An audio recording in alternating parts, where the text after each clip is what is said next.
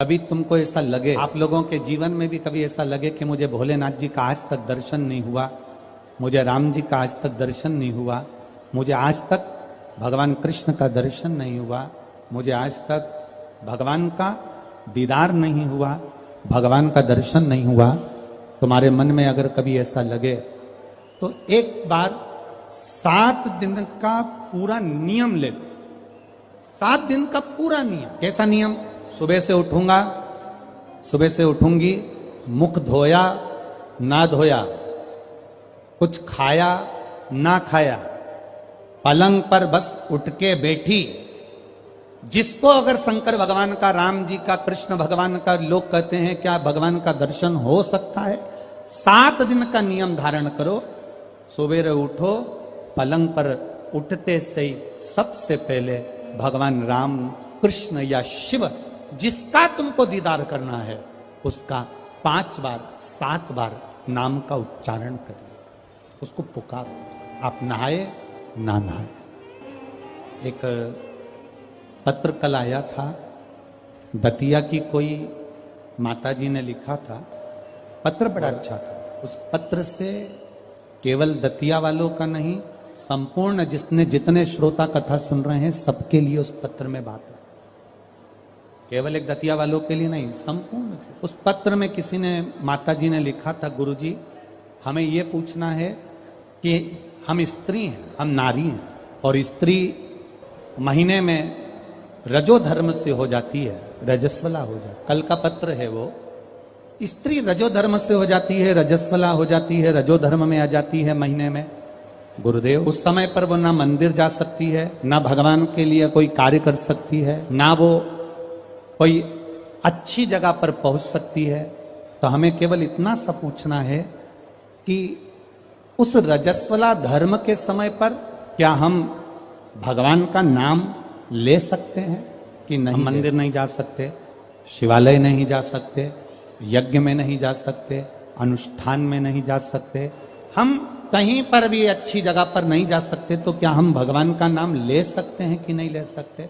तो महाभारत का चरित्र उठाकर देखिए, द्रौपदी का 3 दिन जो धर्म, और दुशासन ने चीर खींचा, द्रौपदी का बाल पकड़कर दुशासन सभा में लेकर आ गया। 3 दिन का रजो धर्म है द्रौपदी का, और बाल पकड़कर दुशासन सभा में लेकर आए। और द्रौपदी ने सबसे निवेदन करा, द्रौपदी ने सबसे कहा, सबसे प्रार्थना करी, सबसे बोला, पर कोई साथ नहीं दिया। तब गुरु बाबा के कहने पर द्रौपदी ने भगवान कृष्ण को पुकारना प्रारंभ करा, भगवान को आवाज लगाना प्रारंभ। अब ये प्रश्न का उत्तर है तुम्हारा। पलंग पर भी पड़े हो ना, तो भगवान का नाम लेने में कभी संकोच मत करना। बीमारी में भी पड़े हो ना, भगवान का नाम लेने में कभी संकोच मत करना। बीमारी में, मल और मूत्र में भी पड़े हो तो भगवान का नाम लेने में कभी संकोच मत करना। और अगर आप रजो धर्म में भी हो, पूजन नहीं कर सकते, कहीं जा नहीं सकते, पर नाम लेने में कभी संकोच मत करना, क्योंकि जीवन का क्या भरोसा, जीवन का क्या भरोसा? मंत्र जाप, नाम जाप, स्मरण, भगवान को पुकारना, भगवान का नाम लेना, ये बंद नहीं। अरे खाना ना छोड़ा, पीना ना छोड़ा, हरि भजन क्यों छोड़ दिया, जाना ना छोड़ा, आना ना छोड़ा, फिर सत्संग जाना क्यों छोड़ दिया। भगवान का नाम लेने में, भगवान का स्मरण करने में, भगवान का कीर्तन करने में, हाँ आप श्रेष्ठ जगह पर मत जाइए, किसी वस्तु को मत छुओ। यहां तक शास्त्र कहता है कि अगर किसी ब्राह्मण, संत, गुरु और भगवान के लिए भोजन भी बन रहा है और आप रजो धर्म से हो, तो भोजन पर दृष्टि भी मत दो। यहां तक शास्त्र कहता है अगर भोजन बन रहा है तो भोजन पर हमारी दृष्टि भी ना जाए। भगवान का नाम ले सकते, आप उसे पुकार सकते। मृत्यु की घड़ी में भगवान ये देखेगा क्या उस समय पर कि ये रजस्वला धर्म में है, तो अभी इसको हम मार नहीं सकते, अभी हम इसको ले जा नहीं सकते। मृत्यु की घड़ी में ये नहीं देखा जाएगा। मृत्यु की घड़ी में तो केवल तुम्हारा जो करा हुआ पुण्य है, मृत्यु की घड़ी में तुम्हारा करा गया सत्कर्म है, मृत्यु की घड़ी में तुम्हारा करा गया अच्छा कर्म है, केवल वो तुम्हारे सम्मुख में रहेगा। पुकारो, भगवान के नाम को पुकार सकते हो, बुला सकते हो परमात्मा को, पुकार सकते हो परमात्मा को, बोल सकते हो भगवान को। शिव कथुयशा ने अपने पिता के कहने पर पार्थिव शिवलिंग का निर्माण किया। बहुत सावधानी से सुनना, रजस्वला धर्म के अंतर्गत नारी भोजन भी बन रहा है तो उस पर दृष्टि ना दे। रजस्वला धर्म के अंतर्गत नारी पूजन वाली जगह पर ना जाए, रजस्वला धर्म के समय पर नारी अच्छे कर्म की ओर ना जाए। पर रजस्वला धर्म भी अगर तुम्हारा है, कोई बीमारी भी तुमको है, कोई रोग में भी तुम पड़े हुए हो, पर भगवान का नाम लेने में कोई दोष नहीं है। भगवान का नाम तुम कभी भी ले सकते हो जब तुम्हारी मर्जी। 7 दिन का नियम धारण करो, सुबह उठो, भगवान का नाम लो, स्नान करा, पूजन करो, बाबा के मंदिर में जाके 1 लोटा जल समर्पित करो, घर आओ, भोजन करो। भोजन करने से पहले अपने पास में थोड़ी सी अग्नि, जो तुम्हारे यहाँ चूल्हे में हो, जो भी अग्नि हो, उसको लेकर जो भोजन की थाली में भोजन है उस थाली के भोजन को निकालकर अग्नि में दीजिए। 1 रोटी निकालकर गौ माता की दीजिए, आधी रोटी जो भी भाग निकाल सकते हो वो स्वान को दीजिए, और फिर बाबा का नाम लेकर प्रसाद समझकर भोजन को ग्रहण करिए। दिन में, शाम को अपने कर्म को करते करते भगवान का नाम लेते रहिए। जैसे ही प्रदोष काल आए, शाम का समय आए, भगवान देवाधिदेव महादेव का स्मरण कर कर 1 दीप दरवाजे के बाहर लगाओ और बाबा का भजन करो। 7 दिन जो नियम धारण करता है, 7 दिन में किसी न किसी रूप में मेरा महादेव आकर एक बार दर्शन जरूर देता है, ये निश्चितता। पर उसमें हमारी पवित्रता हो, उसमें हमारी पवित्रता का भाव हो। हम पवित्र भाव से, शुद्ध भाव से हम भगवान का भजन, हम तो यहां तक कहेंगे, ये पार्थिव शिवलिंग का आप लोग निर्माण करते हो ना, जितने लोग भी पार्थिव शिवलिंग बनाने के लिए बैठते हो, करोड़ों में शिवलिंग बने, तो बनाते बनाते अगर किसी को उपच भी हो जाए ना, अब मैं थक गई, मैं नहीं बना रही, तो ये बोलने से पहले ही तुम जब शिवलिंग बनाओ और बनाते बनाते तुम्हारे शरीर में ऐसा लगे कि अब मैं थक गई, किसी से मत बोलो कि मैं थक गई, अब मैं नहीं बनाऊंगी, ये मत बोलो। मैं थक गई ये मत बोलो, या ये मत बोलो कि अब मैं तो नहीं बना रही, अब मैं थक गई, तू चल रही क्या मेरे साथ वापिस, ये भी मत बोलो। आपसे नहीं बन रहा शिवलिंग बनाते हुए, आप बस उस शिवलिंग को बनाकर हाथ जोड़कर बाबा देवाधिदेव महादेव से प्रार्थना करिए, भगवान शंकर से निवेदन करिए, भगवान शिव से प्रार्थना कर कर बाबा से विनती करो, बाबा आपकी कृपा से जितना बन सका मैंने आपके शिवलिंग का निर्माण किया है। बाबा ये आपकी करुणा या आपकी उदारता या आपकी दया है जो ये मैंने बनाया है, ये आपकी कृपा से, आपकी दया से, आपकी उदारता से मैंने निर्माण किया है। उनसे निवेदन किया है, ये उनसे प्रार्थना करी, ऊबो नहीं, ऊबना नहीं है। हम तो कथा में भी कह देते हैं, आपका मन लगे तो शिव पुराण में जाओ, नहीं तो काय को टाइम बर्बाद करने के लिए आते हो।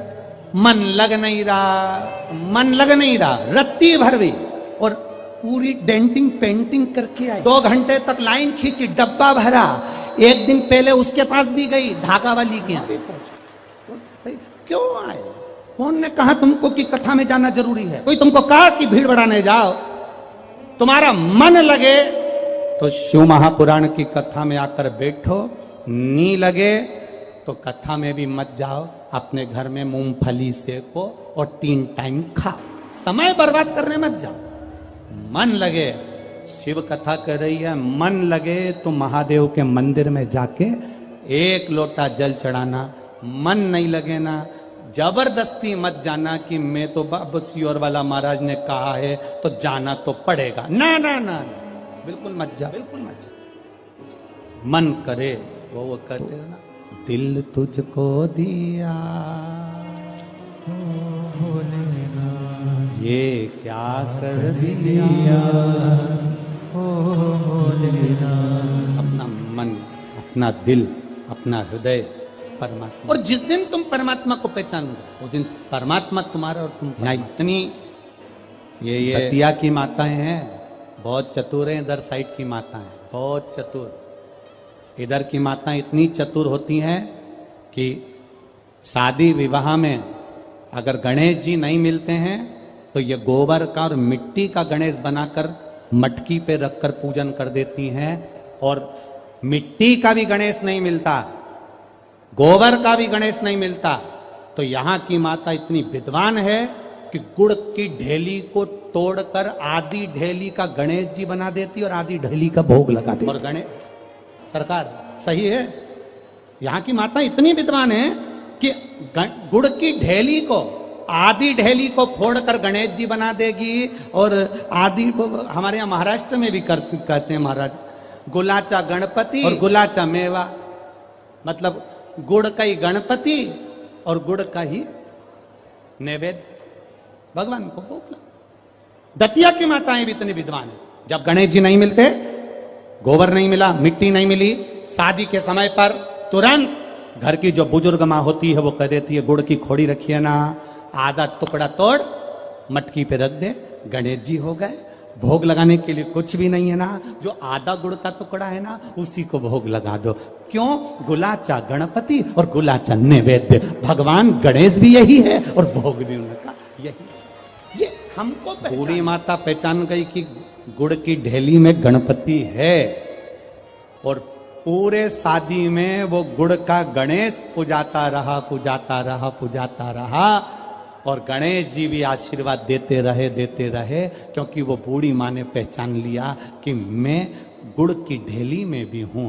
जिस दिन हम पहचान गए कि ये जितने आए हैं और जितने भगवान के भजन करने वाले हैं, संसार में रहने वाला जलचर, थलचर, वायुचर, जितने जीव हैं, जिस दिन हम पहचान गए कि इनके अंदर भगवान है और सब में परमात्मा समाया है, उस दिन मेरे शंकर को मिलने में देरी नहीं लगेगी, वो मिल जाए। गुलचा, गुलाचा गणपति और गुलाचा आधा, ये हम समझ नहीं पा रहे हैं भगवान, हम परमात्मा को जान नहीं पा। सुयशा ने भगवान शिव जी की आराधना करी, पार्थिव शिवलिंग का निर्माण करने के लिए बैठी, और जो निर्माण करा, मात्र 7 दिन निकले थे सुयशा को, देवादिदेव महादेव प्रकट हो गए।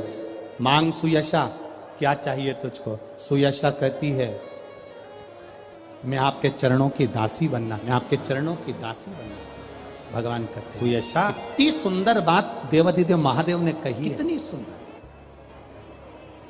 सुयशा कह रही है मैं आपके चरणों की दासी बनना चाहती हूं, चरणों की दासी। देवादिदेव महादेव ने कहा सुन सुयशा, मेरी धर्म पत्नी पार्वती मेरे साथ में है, मैं दूसरी नारी को अपने करीब भी नहीं आने देता। हाँ सुयशा, तो मेरे स्वरूप का स्नान करा, पूजन करा, अर्चना कर, निवेदन कर, बेलपत्र चढ़ा, पुष्प चढ़ा, मैं तुझे फल दूंगा। पर सुयशा, तू कहे कि मैं पार्वती जी का स्थान ले लूं, तू कहे कि मैं संगनी बन जाऊं, ये नहीं। सुयशा, ऐ सुयशा, संत, साधु, सन्यासी, तपस्वी, साधक, उपासक, भगवान शंकर कहते हैं संत, साधु, सन्यासी, तपस्वी, साधक, उपासक, अगर इनके सामने एक लकड़ी की स्त्री भी आ जाए ना, तो संत साधु को उसका स्पर्श तक नहीं करना चाहिए, वो श्रेष्ठ संत माना जाए। साधु वो तपस्वी, एक लकड़ी की भी स्त्री अगर कोई बनाकर सामने रख दे, उसका स्पर्श। आप लोगों को थोड़ा सा बुरा जरूर लगता है, पर महाराज जी, हम जब सीहोर से चलते हैं तो एक फॉर्म भरवाते हैं, वहां से चलने पर एक फॉर्म भरवाते हैं। आइए भक्तों, आज सुनते हैं तुलसी माता की चालीसा। यह चालीसा सुनने से होती है हर रोगों से मुक्ति, मिलती है सुख समृद्धि का आशीर्वाद। तो एक बार बोलिए प्रेम से विष्णु भगवान की जय, तुलसी माता की जय, भगवती माता की जय। श्री तुलसी महारानी करो विनय सिरनाय, जो मम हो संकट विकट दीजे मात नसाय। नमो नमो तुलसी महारानी, महिमा अमित न जाए बखानी, दियो विष्णु तुमको सम्माना, जग में छायो सुयस महाना। विष्णु प्रिय जय जयंती भवानी, तिहु लोक की हो सुख खानी। भगवत पूजा करे जो कोई, बिना तुम्हारे सफल न हो। जिन घर तब नहीं होए निवासा, उस पर करे विष्णु नहीं वासा। करे सदा जो तब नित सुमरन, ते ही के काज होए सब पूरन। कार्तिक मास महात्म्य तुम्हारा, जाको जानत सब संसारा। तब पूजन जो करे कुमारी, पावे सुंदर वर सुकुमारी। करे जो पूजा नित प्रति नारी, सुख संपत्ति से होए सुखारी। वृद्धा नारी करे जो पूजन, मिले भक्ति होबे पुलकित मन। श्रद्धा से पूजे जो कोई, भव निधि से तर जावे सोई। कथा भागवत यज्ञ करावे, तुम बिन नहीं सफलता पावे। छायो तब प्रताप जग भारी, ध्यावत तुम्हि सकल चितधारी। तुम्हि मात यत्र तंत्र में, सकल काज सीधे होवे क्षण में। औषधि रूप आप हो माता, सब जग में तब यश विख्याता। देव ऋषि मुनि और तपधारी, करत सदा तब जय जयकारी। वेद पुराणन तब यश ज्ञाया, महिमा अगम पार नहीं पाया। नमो नमो जय सुख कारिणी, नमो नमो जय दुख निवारिणी। नमो नमो सुख संपत्ति देनी, नमो नमो अख काटन छेनी। नमो नमो भक्तन दुख हरनी, नमो नमो दुष्टन मद छेनी। नमो नमो भव पार उतारिणी, नमो नमो परलोक सुधारिणी। नमो नमो निज भक्तन उबारिणी, नमो नमो जन काज सवारिणी। नमो नमो जय कुमति नशावनी, नमो नमो सब सुख उपजावनी। जयति जयति जय तुलसी माई, ध्याऊ तुमको शीश नवाई। निर्जन जानी मोहि अपनाओ, बिगड़े काज आप बनाओ। करूँ विनय मैं मात तुम्हारी, पूरन आशा करूँ हमारी।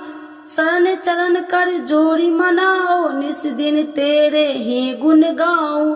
करहु मात यश अब मोह पर दाया, निर्मल होए सकल मम काया। मांगू मात या वर दीजे, सकल मनोरथ पूरन कीजे। जानू नहीं कुछ नेम उचारा, क्षमहु मात अपराध हमारा। 12 मास करे जो पूजा, ताशम जग में और न दूजा। प्रथम ही गंगा जल मंगवावे, फिर सुंदर स्नान करावे। चंदन अक्षत पुष्प चढ़ावे, धूप दीप नैवेद्य लगावे।